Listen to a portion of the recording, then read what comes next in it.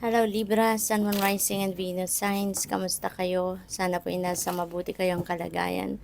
Welcome back po sa Star Tarot. At kung bago kayo rito, welcome din po kayo. Please subscribe, like, share my videos, and leave me a comment kung naka-resonate po kayo. So, we have clouds.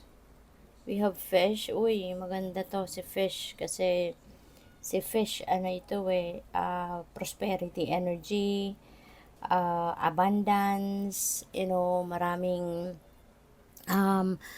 opportunities, no, ang maaaring dadating sa inyo.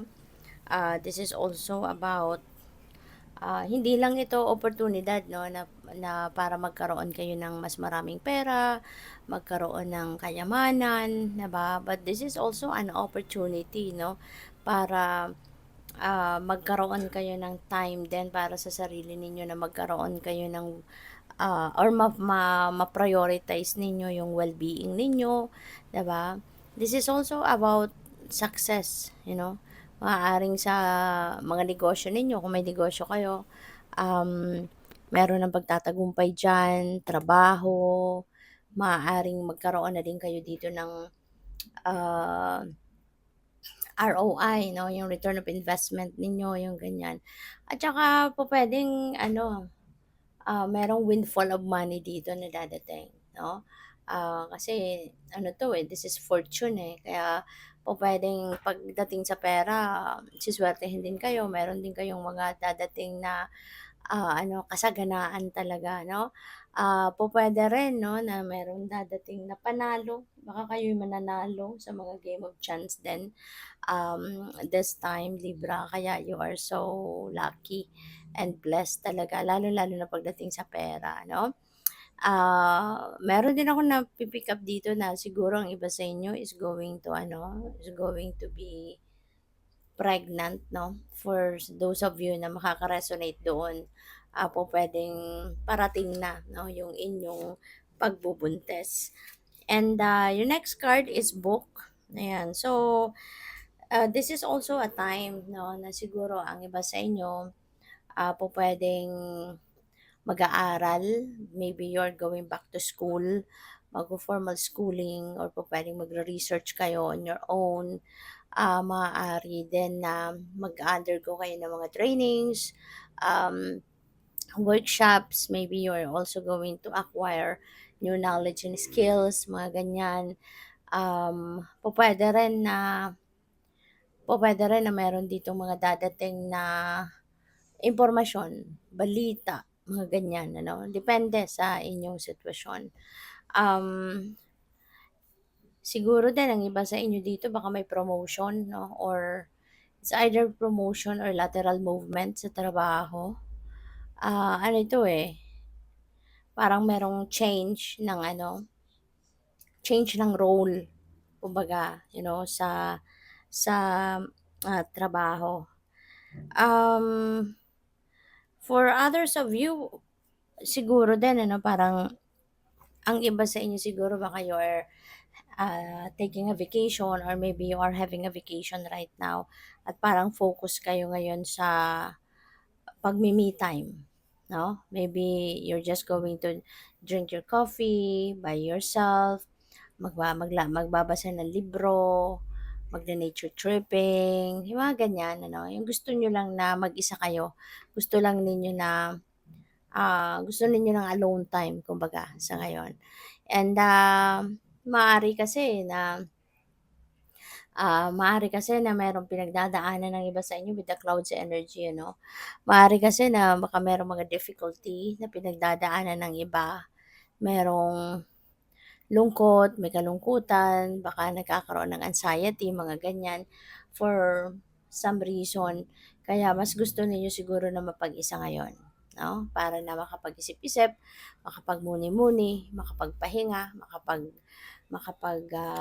reset ng sarili ninyo. Excuse me po. Kaya maaaring gusto ninyo na mapag-isa muna.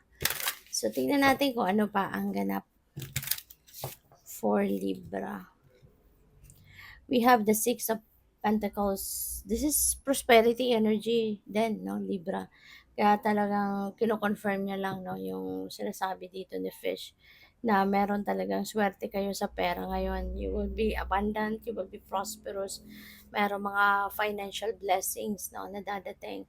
And, nakikita ninyo dito meron kang na-receive, meron din nag-aantay ng tulong mo. Kaya din siguro 'no, kayo ay, binibiyayaan ng swerte sa ngayon.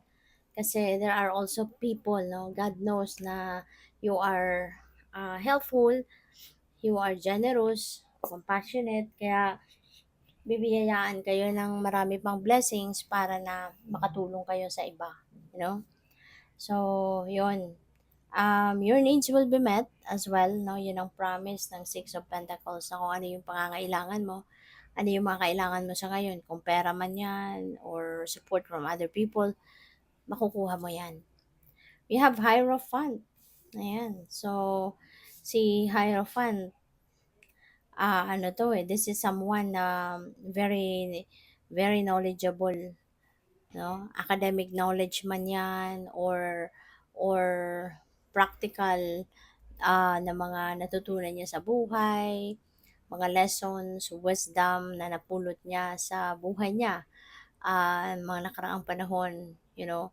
Ano 'to, this is the time we're in, um, magkakaroon ng ano, pag-share, you know, ng mga natutunan or ng mga kaalaman mo, magse-share ka niyan sa ibang tao sa ngayon. So, pupuwede 'no na, pupuwedeng isa kang teacher, yung ganyan, or, mentor, mga ganyan ano, tutor, spiritual guide, counselor, mga ganyan.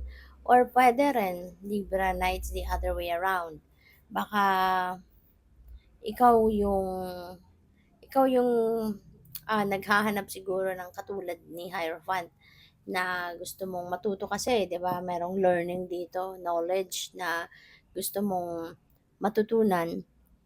Kaya maaaring ikaw yung naghahanap ng baka gusto mo ng maka one-on-one na teacher, gusto mo ng maka one-on-one na, counselor, na guide, ganyan.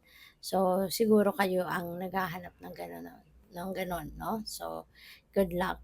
And, with the Three of Pentacles, kung ano man dito yung iniisip mo, binabalak mo na, gusto mong mapagtagumpayan 'no, whatever this is na um, endeavor or, ah, mga plano ninyong gusto ninyong matupad, maaaring mabilis ninyong makakamit 'yan kasi, may mga taong tutulong sa'yo. There will be people who are willing to support you, willing to encourage you, to push you talaga na, "Sige magsipag ka, gawin mo, we're behind your back," yung mga ganyan 'no. At, yeah, so maaari ngayon mapupunta agad kayo doon sa tagumpay. Mas mabilis kayong magtatagumpay sa ngayon kasi you have the support of the people around you.